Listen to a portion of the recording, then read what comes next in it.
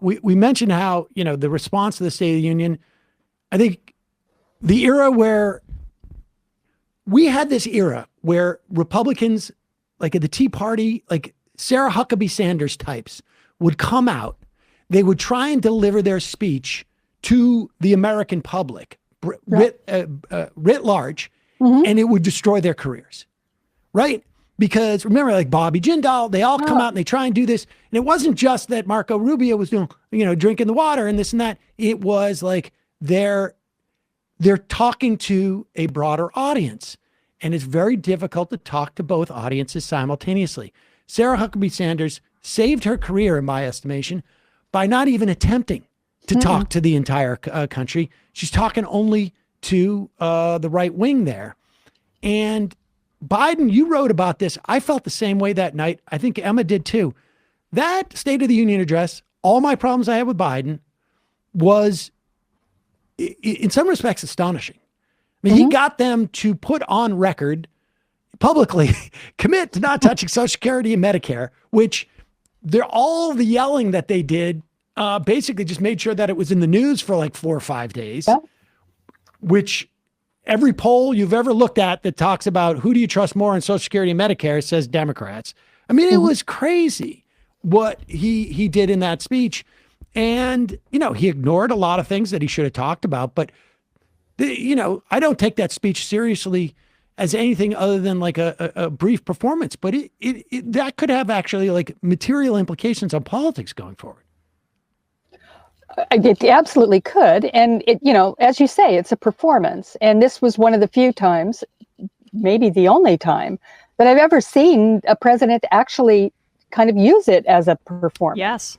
He understood that that he's there, and I don't know if it's instinctive or if he thought it through, it doesn't really matter.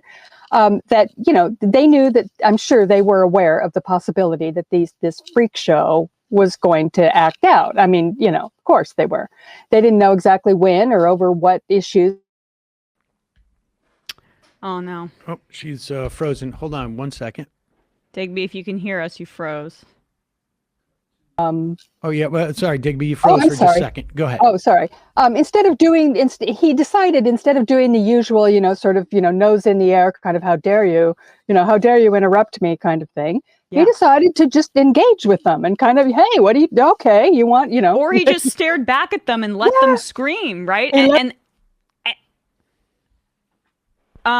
She just disappeared. Oh, there we go. But when that happened, right, when that Social Security and Medicare line happened, and then you heard Marjorie Taylor Greene yell out like liar or whatever, I believe that was the moment, and he just kind of let it marinate. That was a veteran political move, absolutely. Right? And it was kind of thinking on your feet where okay, they're screaming and this is the soundbite. Like this is the this is the thing that's going to be on the news because of the drama involved.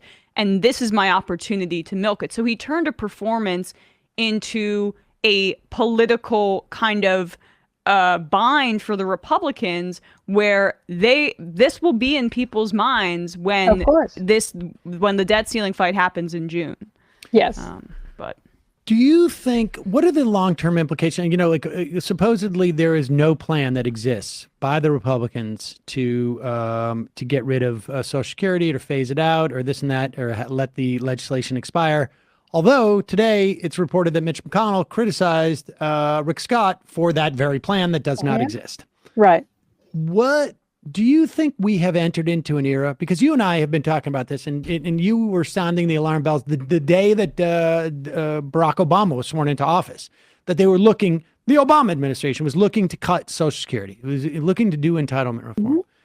Have we moved into a different era of this? This is the first time, and to be fair, Donald Trump told them, don't mess with this with the debt ceiling. And it basically was like taking a chicken and lopping its head off. They're still running around, but they have no idea where they are. And like there's nothing, they don't know what to ask for. They're going to come after Medicaid, but that is really facilitated by the states, and the Republicans in the states. They've already litigated all that on some level, and it's going to be pulled back because of the COVID emergency, which I'm sure we'll talk about in the future. But Do you see any long-term like implications to that?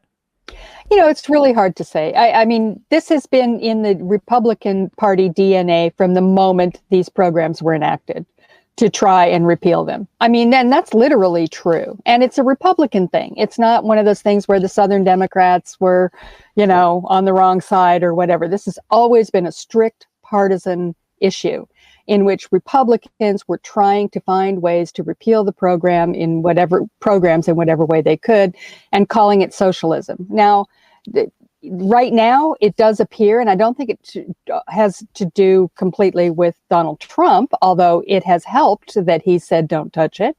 But it's also that, there's an awareness on the part of the Republicans that their base is elderly people, and this is a third rail, and it's especially, electrified for them at the moment. But I have a hard time believing that they're ever really going to quit, because this is sort of fundamental to their worldview. If you're a Republican, there's a part of you that believes that government should not be providing this kind of safety net for the people. If you're not that, if you believe in those things, you just simply, it's very weird that you would be a Republican. Let's just put it that way, because it just doesn't make a lot of sense. So my feeling is that they're probably going to find their way back to it, but we're in one of those periods where it's probably going to be left alone. And the reason, there's another reason too. Like, I was listening to the press, even MSNBC yesterday, and they're all starting with their usual thing. Well, they're going to have to do something about it. It's going to go broke and blah, blah, blah. People, we're going to have to take our medicine, like they're going to, none of those people on any of those programs are going to have to take any medicine. Okay. Because they're all rich. Yep. It's the rest of us who are going to have to take the medicine if they mess with these things. So there's always that sort of out there in the background. Yeah, we've got to really, let's not forget we have big problems. So yeah, I'm skeptical that it's going to have a long lasting thing, but any reprieve is good. You just take it and you run with it. And I'm happy to see them fighting amongst themselves. Trump is going to go after DeSantis and everybody else that's running against him on that issue. He's running to their left on economics, running to their right on the culture war. It's a replay of 2016, only he's a little bit even more savvy than he was then. I think he understands the contours of these debates in a more sophisticated way than he did then. And it's going to be something else, because it's going to be done. It's going to be something else. Well, Heather Parton, can't wait to have you back on to talk about that as Anytime. Well. Really appreciate. My pleasure. Treasure. Thanks for having so much. me. Thank you. Thanks for having me. We're going to take a quick break and bring on another